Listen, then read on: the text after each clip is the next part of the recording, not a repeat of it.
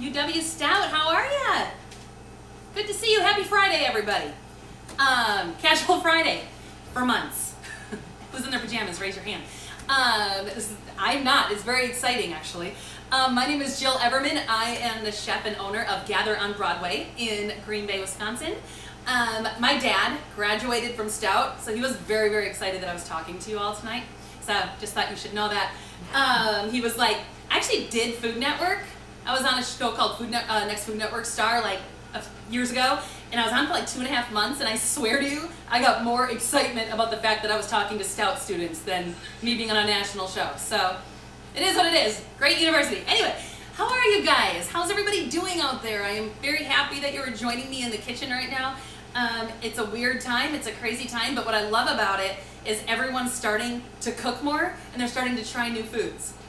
Which I love, because they have nothing else to do, and we don't have to sprint from thing to thing, and we're stuck. So hopefully tonight I'll give you some easy recipes. I know you got your recipes already. I was told that they were on a Facebook post, I believe, for you. So you got your recipes, and we're going to get rolling, okay? Now, if you have any questions while we're going, type them out. And if I can't see them from here, my lovely Jolene is here. She's helping coordinate all this, and she's going to shout out some pictures. Hello, I see you. I see the first person who said hello. You're already my favorite. Teacher's pet, right there. Except I don't know how to pronounce the name, because it's Asher. Emily Asher. Emily Asher. How are you, love? All right, so here's what we're going to do first.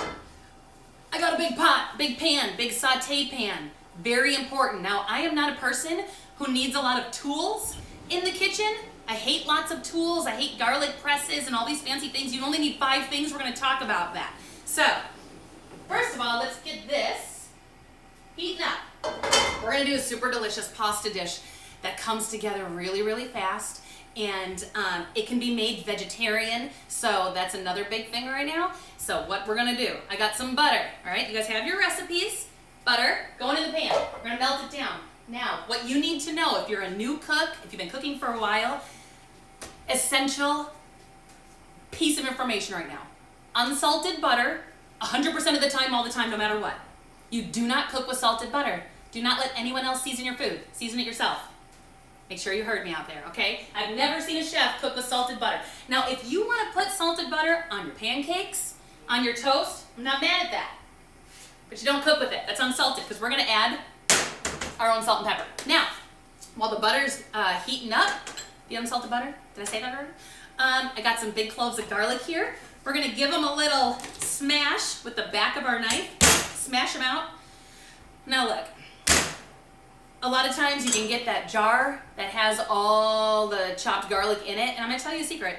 Years ago, if you would have said, can I use that, I would have given you a super like judgmental Jyll look and been like, just get fresh garlic. You guys probably don't know this because you're young, but then I had kids, and now I don't care. You use that chopped garlic. Whatever makes your life easier, keep it in the fridge. It's chopped garlic. Use it. It's fine. But if you're not using that, you're using fresh garlic, don't use the garlic press. Just crush it. The back of your knife like that. I give my butter a little swirl here. Make sure that's getting nice and melty. And then you're going to grab your knife, right? A good chef's knife, guys. Get a good chef's knife. It costs money. And it stinks to like have to spend money. Make your parents do it. And get a good head, because I've had this one for 15 years. It's fantastic. So, the fans just went on. Did you hear that? Don't worry, they're only going to be on for a little bit. I'll turn that back off. I will be a little more, a little louder for you. So now, you get your knife, take your finger off the top of the knife. It's a horrible, horrible habit to get into. Do not put your finger on the knife. All right, so we're going to give this little chop. Again, I see someone's asking a question. I'm coming at you from Gather on Broadway in Green Bay. I own an events venue called Gather, which is an amazing business plan during a quarantine because no events can be held and you certainly can't gather, so this kitchen stays empty. I'm here to entertain you all day. All right, so now we're chopping up our fresh garlic. 2 cloves. Add more if you like more. I'm a garlic girl, so add more if you want. And then I'm going to add this into my unsalted butter. We're going to let that gently cook up for just a minute. So, guys, I have 5 essential tools you have to have in your kitchen as you build a kitchen, as you start cooking more. Because I don't want you to get sidetracked with all these tools and all these fancy things. Do I have to have a whole knife block and all of that sort of stuff, right? So while this garlic's cooking, I'm gonna use one of the things you have to have. Heavy wooden spoons. Not the cheap ones from the dollar store. Heavy wooden spoons, ones that will last you for years. So we're gonna saute this garlic now. Garlic only takes a minute. It's very toasty and almost burnt pretty quick. So I'm just looking for this to get fragrant. We're good to go already. Next, flour. We're gonna make a roux, okay? So I'm just gonna sprinkle that in. Now, if you don't know what a roux is, it's equal parts fat and flour. That's all it is. It can be oil, it can be like lard, animal fat. I like to do it with butter. And what this is gonna do, is gonna thicken it up. So right now, I'm getting all the flour mixed in with that butter. We're gonna cook it together with the garlic. Because what would happen right now is if I add in my liquid, you are gonna end up with a very chalky, very pasty sauce. No one's up for that. Are you up for that? I'm not up for that. So we're gonna let this cook for just a minute. And while that's gently cooking, we're gonna talk about another thing that I'm using right now. You have to, like I talked about, 5 things for your kitchen, right? Heavy wooden spoons, that's 1. 2, a great non-stick pan. And I'm not talking about something where the Teflon's gonna peel off. You want a heavy pan. And a lot of people, hi Rob Thompson, a lot of people will ask me, what brand of pan do you love? And I'm gonna tell you the secret, there's a secret. It pretty much doesn't matter. The brand doesn't matter. What matters in the pan is how heavy it is. If you can bring it down on someone's head and it really hurts, that's a great pan. Don't do that unless you're married during quarantine, and then all's forgiven. All right, so this is gonna cook another minute. I want it kind of a light sand color. Nice and light. Cook that flour up. Woo! Smells good. All right, so to this, I have a can of diced tomato. So, I like to get the petite diced tomatoes because I think the petites kind of meld into sauces a little better, but just get diced tomatoes. And don't drain it. I want that juice in there, okay? I also have a little milk and a little heavy cream we're gonna add into this as well. Just thicken up this sauce. So let me show you guys what this looks like. So you can see the color I'm looking for. See how it's like a sandy color? Now we're talking. That's what I'm looking for. I don't see how much wine to buy for this. All the wine, honey. All the wine. Buy it all. Now's the time. All right, so I'm gonna add in, let's do the milk first. I'm gonna add in some milk in here, nice and slow to combine it. Actually, you know what? I'm gonna use a whisk for this part, just because it helps meld it together a little bit better. If you don't have a whisk, go ahead and use your wooden spoon, no big deal. So I'm whisking this in nice and slowly. Let's incorporate this in. All right, beautiful. I'll get my heavy cream too. Start getting that in there. And just whisk it up really, really well. Bring it over here so I can whisk it while I talk to you. What's that? Taking care of, I don't know what that says. He's hiccuping because they're drinking a lot of wine. Drinking lots of wine. You know what wine goes great with this dish? Like everything except for something super sweet. Because you're going to get tomatoes, which has a lot of acid, so then you're going to want to do a white wine, but then we're going to add some sausage in there. So a little bit of red wine will be good. So pretty much anything besides, like, do people still drink Boone's Farm? That was big for me back in the day. Do people still drink Boone's Farm? Let me know if you are drinking a peach wine product right now. Because part of me will be like, yeah, but part of me will be like, that's amazing. All right, and then also to this sauce, let's get our tomatoes in there, all right? That's why I want the juices, nice and juicy. Get that in there. I'll switch back over to my wooden spoon.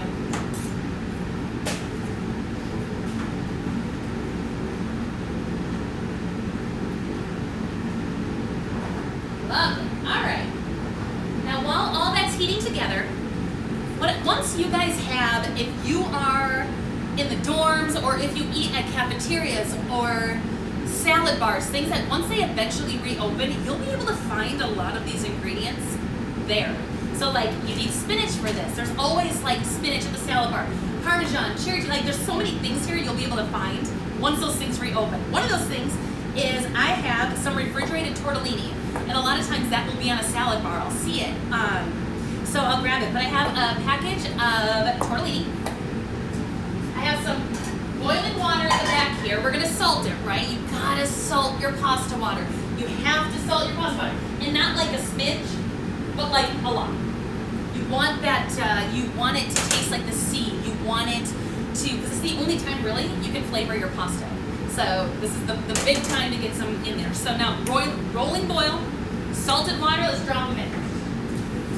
Let's let those cook for a minute.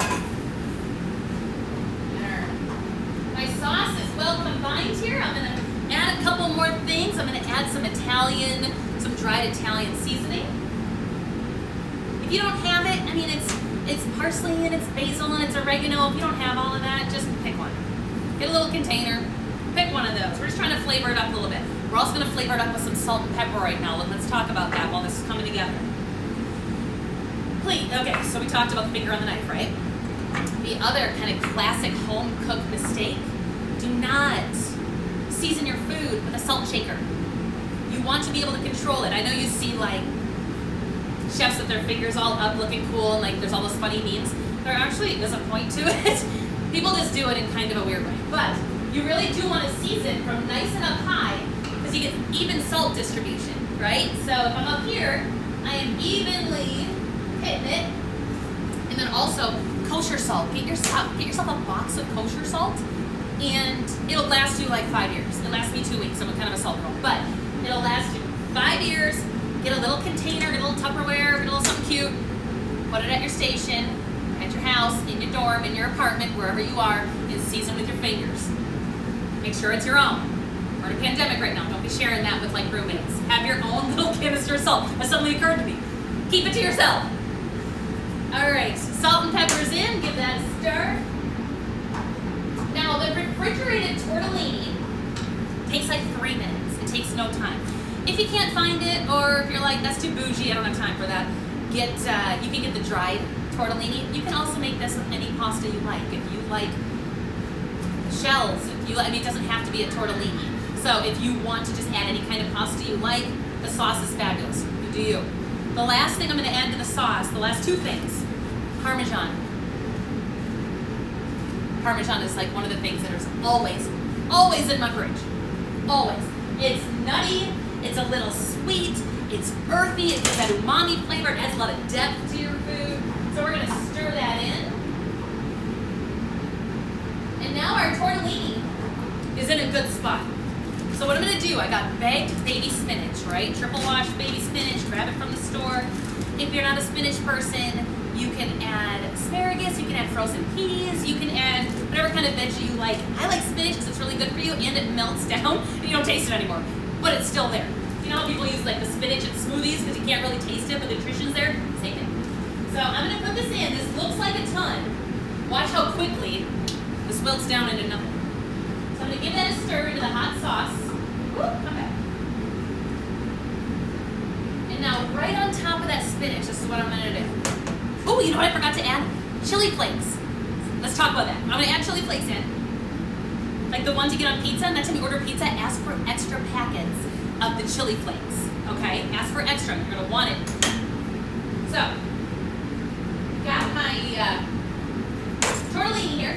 It took what? 3 minutes-ish? You get a spoon. So, see how they floated to the top? They're fluffy.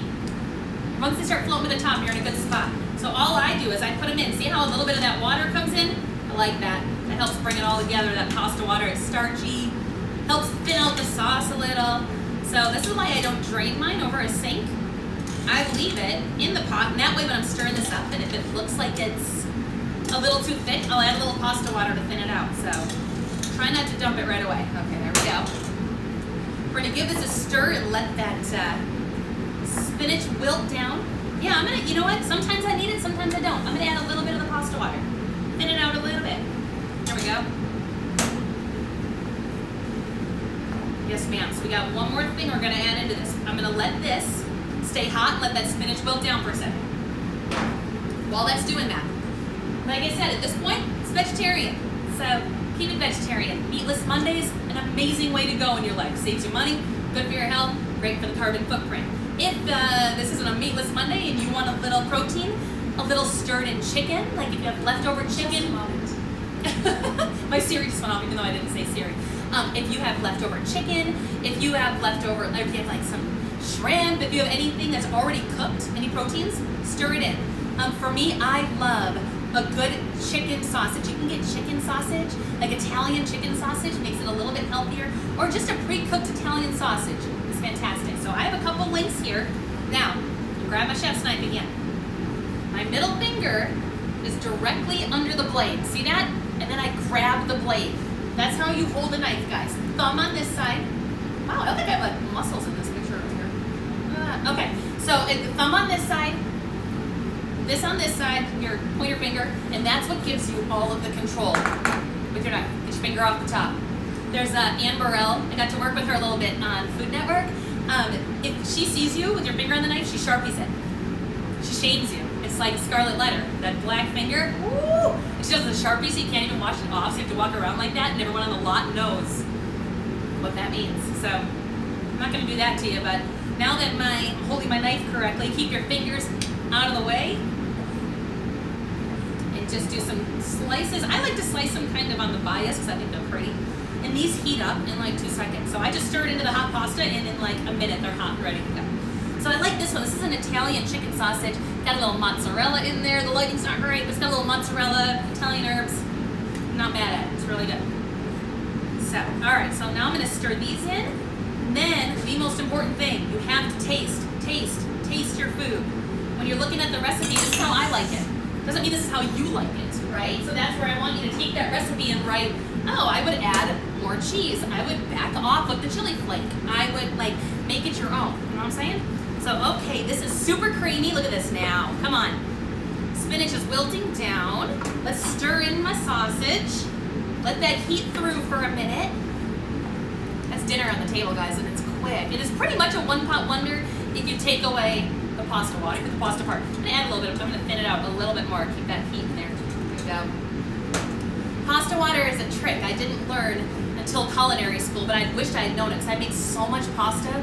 When I was in college, I made so much pasta, and I wish I had known that little trick because it really does add an incredible flavor and helps bring it all together. All right, let me grab a fork. Sorry, I'm on the frame for 1 second. Taste it, see how I feel about this, see if it needs more salt, pepper, chili flake, how I feel. A little more salt. All right, that's beautiful. I'm happy with that. You guys look at how the spinach melted down too. It's a great dinner. What I love about this, leftovers for the week, because it's really filling, especially when you add the sausage in there. It's also great. This is the dish I make if company comes over. This is the dish I make if someone has a baby. This is the dish I make for my nephew if he has a huge exam. He goes to Madison, which isn't as cool as Stout. Okay, throwing that out there. So great dish. All right, everybody good out there? Feeling good? Let's keep going. All right, next. We're gonna do a super yummy salad. Bring in my ingredients here. We got some cherry tomatoes. I've got a wedge of Parmesan. If you just have regular Parmesan, that's fine, but I'm gonna show you a little trick with that. Carrot, cucumber, and some greens. First, let's make our vinaigrette. Super easy. What I'm gonna do, squirt a little bit of Dijon in the bottom of about a teaspoon or so. And then I'm gonna add some fresh lemon. Now, not every college student has a citrus squeezer, like that is one of the tools that I like. Hey, I got thumbs up. Oh, I feel so validated. Thank you to my 3 thumbs up. That means a lot. Okay, here's the trick. So, your tongs, right? You have to have a pair of tongs. Tongs are life. Tongs do everything. This is my favorite, like, tool. But what I want you to do is you put your lemon or your lime or your orange in the tongs and then just squeeze and all the juice will come out. Now I squeeze mine facing up, the lemon, so the seed stain. What? I just blew Jolene's mind. Right there, that trick alone just made you happy you're out on a Friday. Let's do a little bit more. Fresh lemon juice, it's springtime, feeling lemony. Lemon Dijon is great. We're also gonna add in a pinch of sugar to help kind of balance out the flavors. And then some olive oil. worry about getting like super expensive extra virgin olive oil straight from Italy that's like a gazillion dollars. Just get a mid-range, like when you're cooking, don't worry about getting great olive oil. Get what's on sale. You're just sauteing things. For vinaigrettes, you can go a little bit more because it's got a little bit more of a clean flavor, but really, the fact you're in college and you're making your own vinaigrette for dinner, you do you. So I'm gonna whisk that together real quick, combine that. Right off the bat, I'm gonna add a pinch of pepper, pinch of salt. Now I'm gonna stream in some olive oil. If you wanna do this in your blender, go ahead. I am not gonna do it in my blender because I have the most amazing blender dessert for you after this that you need to see. So, all right, a little bit more. We're gonna really whisk this up, emulsify that, bring it together, and it creates a really lovely, you can't really see it. Let me get a spoon, I'll show you. Really lovely little creamy lemon dressing. Super, super simple, right? Get a little Dijon. What's that mean? We got lots of time. We got lots of time? Great. It's we got so much time to make your own vinaigrette, guys. What I love about this is get a lemon, get like some little Dijon packets from like Culver's or something, and you can just make this all with basically ingredients you can take from other places. I'm gonna set that to the side. Now, for my carrot, it's got one carrot. I'm gonna give it a quick peel. I want you to know that there's a trash can right here, and I'm not peeling it directly on my floor, in case anybody was nervous about that. Trash can, right here. All right, and then once I have my carrot, I'm gonna put some greens. I'm gonna toss my salad right away, so I just get the spring mix, whatever you like. If you bought a bag of baby spinach and you didn't use it all for your pasta, use the baby spinach. If you are at a salad bar at your quad or your cafeteria or whatever it's called, and when it finally opens, just grab some greens. Put some fresh greens in there. Just a couple handfuls. I'm not really a recipe girl. I have a very strict saying in this kitchen, MITG. Everybody knows that. If one of my cooks says, Chef, do you want more vinegar? Do you want more this? Do you want more that? I go, MITG. Make it taste good. That's all that matters. Make it taste good. This will taste great. If I'm short a little bit of lettuce or too much, it's fine. All right, so now my carrot. I'm gonna take my salad. Now, you can just chop your carrot if you want, but I like the carrot ribbons. It feels fancy. So I start at the middle of my carrot and I just go down. And that way you get the really beautiful strips. It kind of melds into the salad a little better when you're tossing it, and then they don't all get stuck to the bottom of the bowl. Did anybody, while I'm gonna be doing some vegetable prep, let's chat. Someone talk to me. I've only talked to a 2- and 4-year-old for 2 months. Like, help me. Talk to me. Who cooked dinner tonight? I would like to know if anybody out there actually cooked anything for dinner, even if it's ramen, even if it's Kraft mac and cheese, which as an adult I've learned to have a great appreciation for. I think it's delightful. Anybody out there, anybody cook tonight? Yes. You cook tonight? No, they're making. No, I didn't. They're making this. Yes, you're making this. Sorry, did anybody cook lunch or dinner last night? By the way, you're gonna end up with this little piece right here. Just snack on it and call it a day. All right, but look how pretty that is. Look how pretty that is. Those ribbons. It only takes like a second to do that. All right, next, it's cucumber time. There's no whoever sent me this cucumber. I don't know what they're thinking. It's humongous. I don't need that. We're gonna take part of that off. Eat that another day. Get a smaller cucumber than the one that was sent to me. I'm cooking this, but yesterday I made a pesto and feta chicken sandwich. Yes, ma'am. On naan bread. That's my favorite way. Yes, sir. Yes, ma'am. Yes, everybody. That is from Mr. Gritzy. I like that name.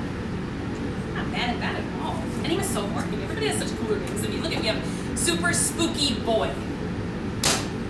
I'm Jyll Everman. It's like, who cares? Like, that's a great name. Those are great names. Anyway, cucumber. Cut it however you want. But I am going to show you something I want you to keep in mind. So, right, you already know how to hold the knife correctly because we talked about it, right? Grab that. If we didn't, rewind this so you can watch it. Now, it's all about keeping the tip of the knife in the middle of the board and don't move it. Just rock forward. When you tell people to rock their knife, they sometimes kind of go like this. It doesn't work for me. You gotta work forward, forward, forward. And getting like vegetables like carrots and cucumbers and just practicing, because what else are you doing? What else are you doing? We're in lockdown. Practice your knife skills. Be an amazing chef by the time you get out and like blow your family's mind. That's my assignment to you. That's what I would be doing actually. So now with my tip of the knife in the middle of the board, where diced tomatoes tossed into the pasta sauce. Yes, the diced tomatoes, I poured them with the juices right into the pasta sauce, and it came together in a creamy, parmesan-y, garlicky delightfulness. All right, so now, rock forward, forward, forward. See how far back my fingers are? Keep them out of the way. Keep them out of the way. Forward. And once you start doing it, you're gonna get used to it. It's going to be so easy. That's a lovely little size right there, but for cucumbers, I don't really care. You do them however you like them. I just like the carrot ribbons. I'm quite partial to the carrot ribbons. Cucumber, however you like it. All right, so these are a little bit bigger. Okay, so we're gonna go like this.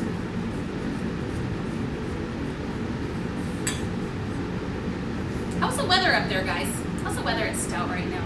Because it's kind of crummy here in Green Bay. Ooh, how are the rest of these 5 tools? Okay, great question.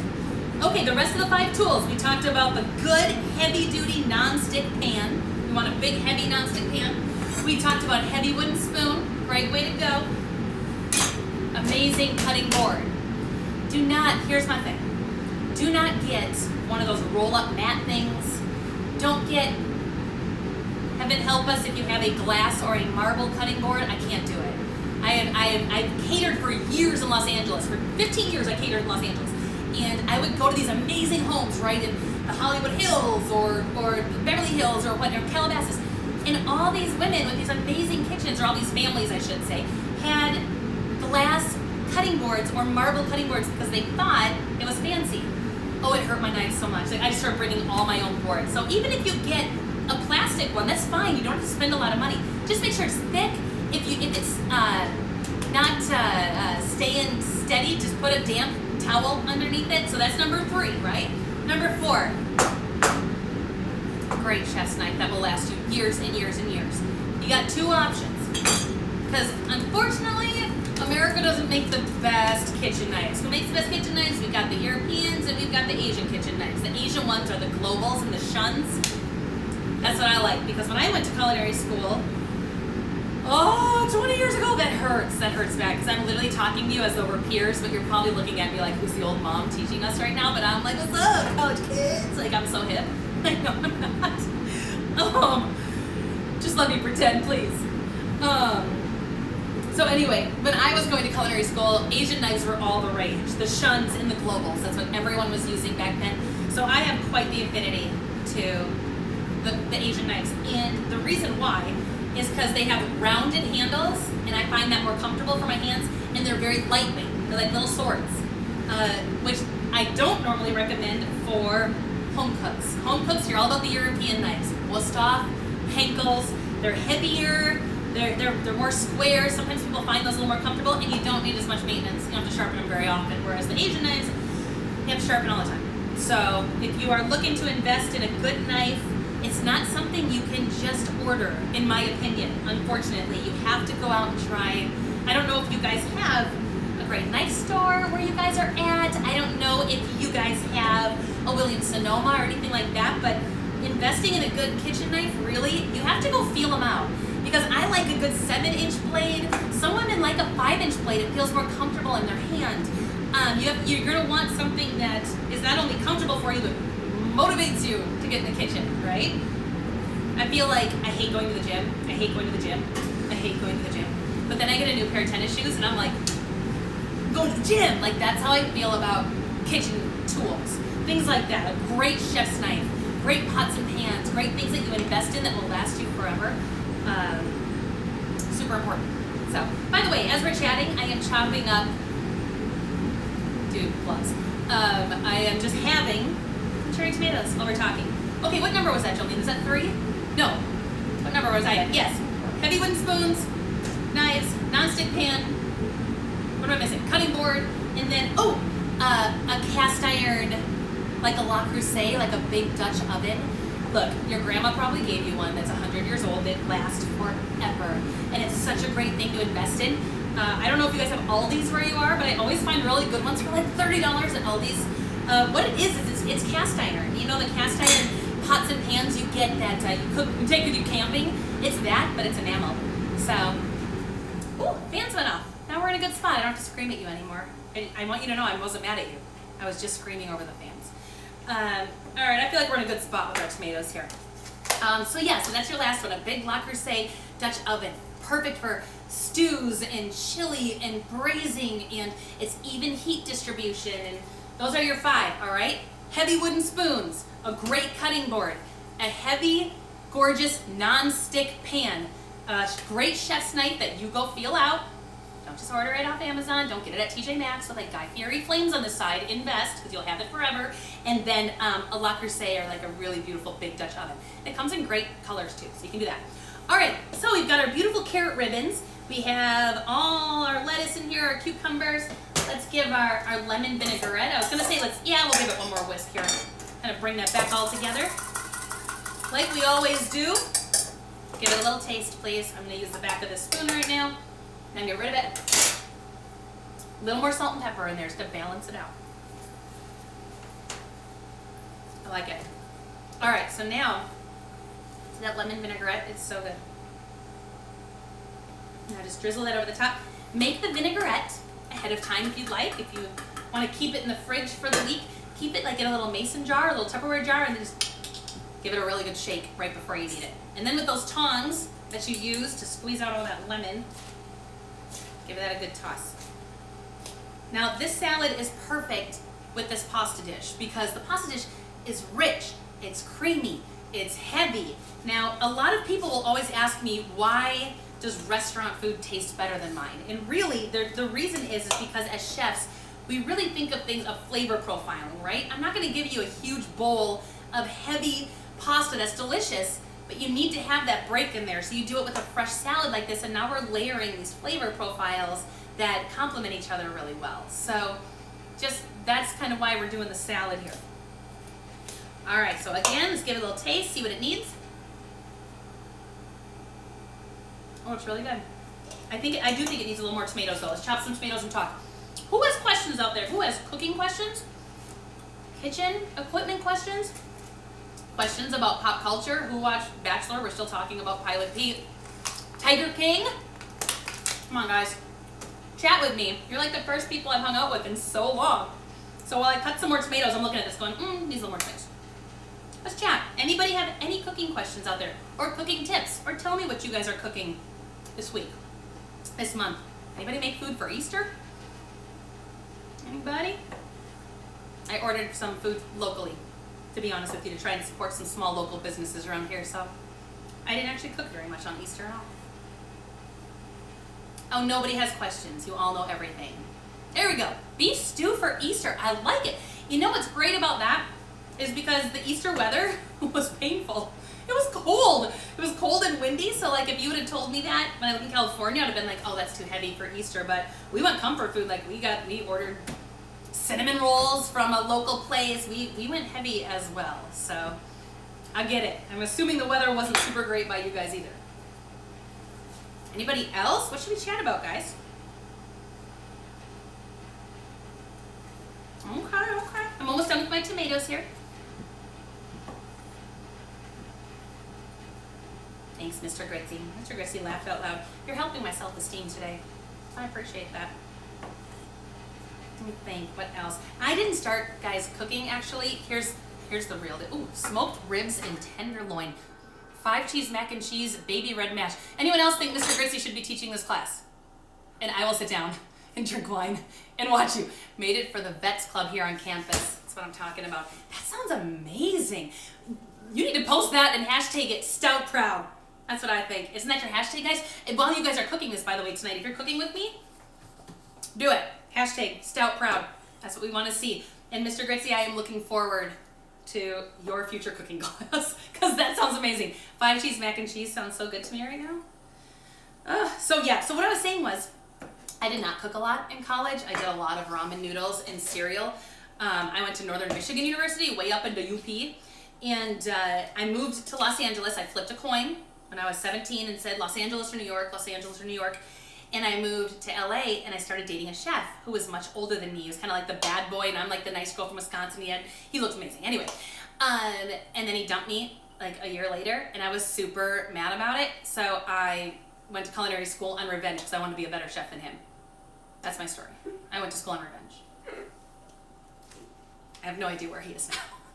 And he's probably shocked to see that I cook. If he ever saw like Food Network or anything, his mind was probably blown. Okay, so, oh, what else is it? It's all gone, but it was delicious, and it's called being an only child who loves food and your parents who can't cook. So basically, it's a survival mechanism for you to cook. I like that you did that and not move on to fast food, which a lot of people would do, or they'd go super like, I don't know. I like the fact that you taught yourself how to cook. Oh, I forgot the most important thing. Jyll, Everman, get your stuff together. We live in Wisconsin and I forgot the cheese. So here's what I like. So Bel Gioioso, they're not sponsoring this or anything. I just love the brand because it's super, I'm obsessed with Italy. I cooked in Italy. I love Italy. And to me, this is one of the closest companies because they came from Italy, but they're in Wisconsin. Obviously they're national, but I love, love, love Bel Gioioso cheeses. So if you're ever looking at different, what did you say? Personality shown through in the foods. You're already a better chef. Boom! I'm going to say that you're my favorite. If you're looking at different cheeses, like you're at the cheese store or you're, in the cheese section, you're looking at different ones. This is basically the same price as all the other ones. Sometimes it's even cheaper and it's better. I love the Bel Gioioso brand. Throwing that out there if you're doing it. But take that vegetable peeler that you were using for your carrot. Do the ribbons. Do the ribbons. Toss it in. It's so good. Just want to make sure it's good. It's really good. I love this cheese. Love, love, love Parmesan. So there's Parmesan in the pasta. Nice and creepy. Creepy. It's not creepy. Creamy. Super delicious. And we're going to add in some more Parmesan. And tie it all together. Nice and light, fresh, big ribbons. Look how pretty this salad is. When you get to that point, don't like shave off your knuckles. Turn it around. This, do whatever you want. I don't even know what I put in the recipe. I think I just said shave some cheese in. You do you. You know you. I think that looks pretty good.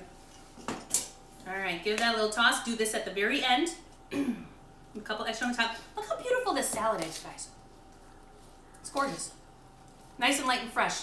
Fresh flavors from spring.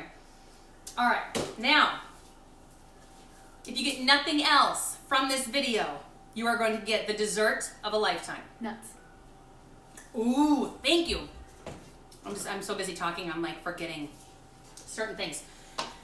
In your recipe, it says to add in some nuts here. Toasted almonds are normally I like to just toast them up in a little bit of a dry pan for just a minute. I don't put them in the oven, they burn too quick.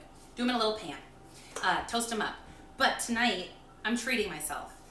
I went bougie, and I have pine nuts.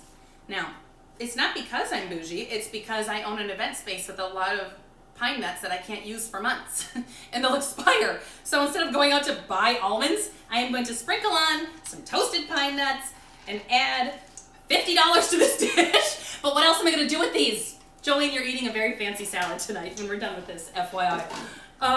But normally at home, I do toasted almonds. Do we have a question? What you got? What's your favorite, best way to cook a chicken breast or tenderloin? Okay. Chicken breast is painful for me. I had the divorced parents. That's not the painful part. The painful part was my dad would try to cook for us on Tuesday nights, and he would marinate chicken breast this thick in Italian dressing, wherever Italy is, and he would let them sit for 24 hours and then grill them till they almost died, till they were just, I needed ketchup to help it go down. So chicken breasts are one of my least favorite things on the planet, unless they're fried. I do like some fried chicken, but I make them every week, all the time. And my favorite way to make, I love to roast whole chickens because I'm a dark meat girl, and I love to braise chicken thighs. I do that all the time. Chicken thighs are like the filet mignon of chicken. Don't be like, I like white meat, because you don't know any better. The dark meat's better. It's juicier, it's more flavorful, it's fabulous. But for chicken breasts, pan sear them with the skin on, get them super golden, and then roast them in the oven at 400 degrees until they're just there. Don't overcook them. All right. Good question. Let's talk for a second about... Somebody else asked, what's your favorite dish to make for yourself or your family? Oh, I love doing homemade pasta. I make so much homemade pasta, and my kids, they're 4 and 6. They're old enough now to roll it out in the pasta roller, and I'm a carbonara girl. Egg yolks, garlic, bacon, Parmesan. Melt it all together and throw it with fresh, homemade spaghetti. Oh, my heart can't take it. It's my favorite thing. I've made it thousands of times, and it's still my favorite thing. Good question. Okay, so now let's talk about this dessert. Because this dessert, I'm telling you right now, life-changing, because it's a pot de creme. Pot de creme is a very fancy French dessert, meaning pot of cream. And normally you temper the egg yolks into hot chocolate, and then you put them in a water bath, and you bake them, and you have to let them sit, and it's all of the, I know carbonara is the best, you're right. And it's a pain. It's a pain in the ass to make. Sorry, it is though. And I'm gonna teach you the easiest way to make it so fast, and it tastes exactly the same, and it's amazing. You can make it with your blender. You know you have a blender because you know you all are drinking margaritas because you're in college and that's what you do. Because someday when you're my age, you're gonna drink a margarita and feel sick and be like, oh, that's right. Remember that one time I got sick on margaritas? But you're not there yet. So, 2 eggs, right? Get 2 eggs. Throw them in a blender. If you can get the eggs room temperature, that's great. I would love it. You don't have to. Helps it combine a little bit, but really, if you can't, you can't. But 2 eggs in the bottom of your blender. When you're reading this recipe, this is the most important part. Because if you put the chocolate chips in first, it'll clog your motor. You gotta get the wet stuff at the bottom. So eggs first, right? Did you notice, by the way, I cracked them on a flat surface and not on the side of a bowl? Do it on the side of a bowl, it could impale the shell, and now you're digging for shell out of the, it's not fun. Flat surface, easy peasy. 1 cup of your favorite chocolate chips. I like dark.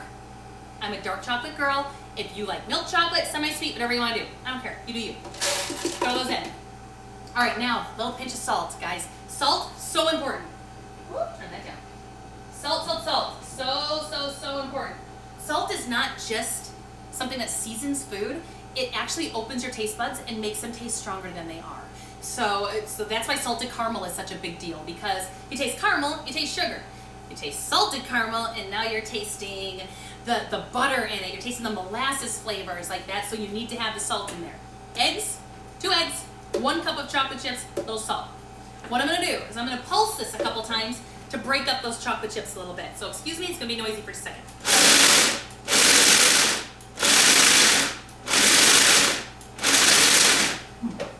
Give it a little smush. If you have mini chocolate chips, by the way, that works really good in here too. All right, so now I have 1 cup of heavy cream back here, hot, right? Simmering, not at a full boil, just simmering, get hot. Because what we're gonna do is we're gonna stream it in here. It's gonna cook the eggs for you. So, all right, that's super nice and hot. Ready? It's gonna be noisy for a second. Bear with me.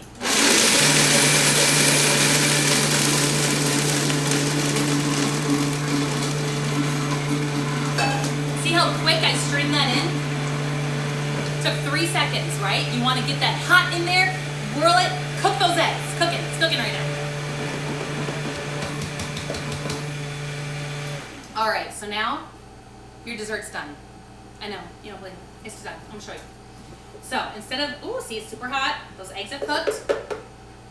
So instead of now putting this in oven-proof dishes and in a water bath and baking it, it's done. Now we're gonna pour it out. We're gonna let it sit in the refrigerator for 3 to 4 hours until it's set, and you're gonna have the most amazing, luxurious, rich chocolate like pudding, but firmer. It's so good. So I'm gonna show you. So I'll take a little ramekin. It makes about 4 of these, but in a martini glass right now would be beautiful. I mean, anything, any vessel you like, that would be pretty. So I'll normally pour these into like 4 different ramekins, like that. Put them in the fridge, let them sit. They're done. Literally a 3-minute dessert. Now let me show you. I have one already made. So it's gonna be nice and firm like this. See this? And it is like heaven. Now it's rich. I eat more chocolate than anyone you'll ever meet, so this is nothing to me. This is like an amuse-bouche, and then I'll move on to a full trough of this. Most people, this would probably be a lot. So don't try and do like 2 desserts out of this, because it's rich. But at this point, top it with some fresh berries, little vanilla ice cream. I'm gonna have a bite. Oh, it's so good. I've made thousands of these. I've literally made thousands of these, and every single time. Like sometimes I'll do them in little shot glasses with little mini spoons, if you want to be fancy. Whipped cream on top of this. I mean, just, it's an amazing dessert that you can make ahead of time. And what I love about making it ahead of time is just put it in your fridge, don't worry about it. And then if you have people over, or if you're trying to impress anybody, date night, guys, nothing hotter than when you cook for your date. I'm throwing that out there. It's better than jewelry. All right, what you got? Chef Jyll, Mike and Sarah from January 25th wedding. Hi, Mike and Sarah. 3 months later, people still talking about dinner. That's what I'm saying. That's what I'm saying. Yes, foodies everywhere. I love it. How you doing, guys? Good to see you. So yes, so that is what I want you to do with these are chocolate pot de cremes.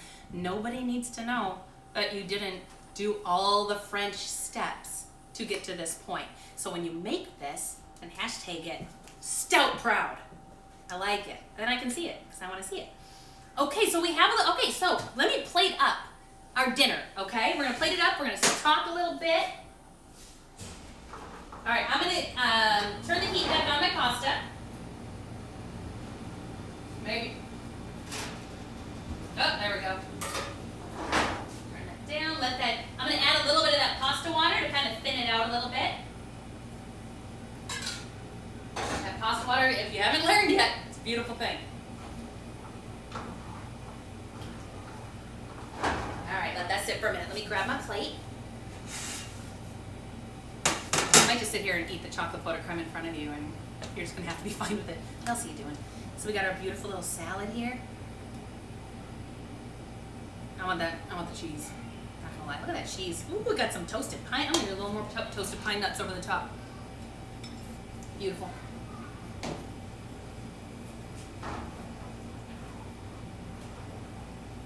Alright, this is ready to roll. Comfort food, guys. Comfort food. Get a new spoon here. Now, if it's summertime, God bless America, please, if the farmers markets are open again, you get some fresh basil sprinkled over the top of this. That would be amazing. See what I'm saying? You have dinner all week. That makes a lot of food. That's a lot. That is dinner, and then with your little chocolate pot de creme at the end. Tell me, make this on date night, guys. I'm telling you, no one's mad at that. No one's mad at that. I'm gonna eat that for dinner tonight. I want to know how you guys did. Who out there is cooking with me? Did anybody cook along with me? Like how did it turn out? Any questions? Have you tried it yet to see if you love it? I want to hear from you. We have a few minutes until 6 o'clock, so I'd love to hear any. Oh, we got, see, just a simple smiley face with hearts in the eyes can make my whole day. I'm at home with 2 children all day. Boys who have now been introduced to Star Wars. I need a cocktail. Anybody cooking along with me? Oh, what you got? Yep, turned out amazing. Love the sauce. Good. That's great. Did you make it with the tortellini?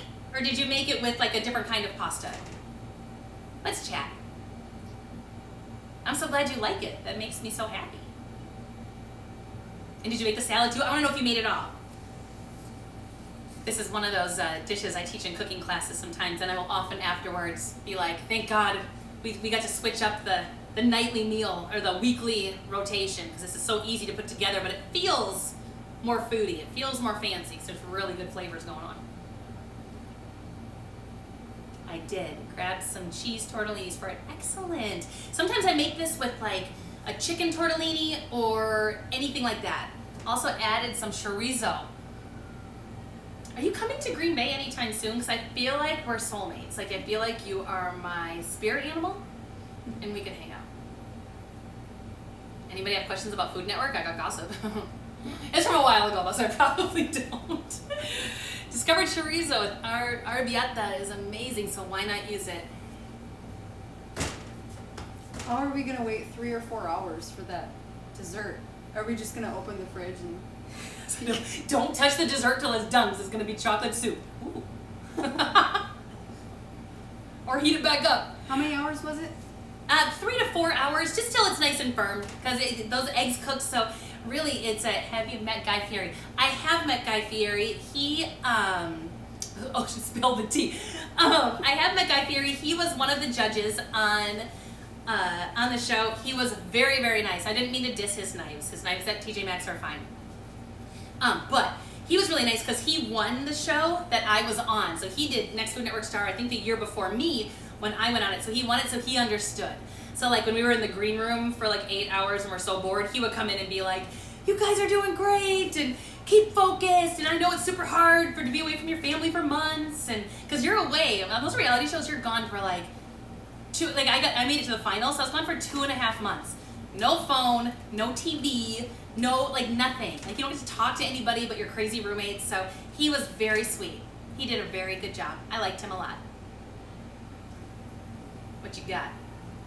Oh, okay. Here's something you guys have to tag, okay? UW Stout MSC. So when you're making these dinners, make sure you're tagging that, okay? We wrote it down because that's hard for this blonde to memorize. So we wrote that one down.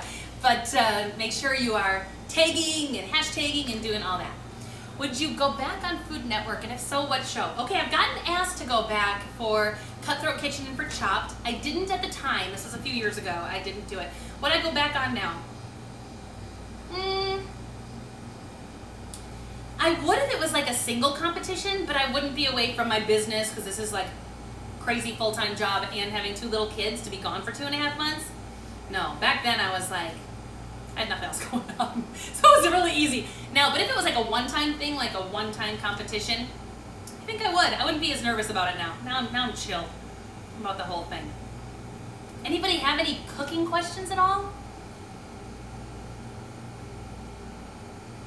What you got for me, guys? Is anybody out there completely new at cooking and knows nothing and doesn't want to ask a question because you feel it's dumb? Because there's no dumb questions. I didn't know how to do I didn't know what an artichoke was or an avocado was when I was in college. I didn't learn until I moved to California.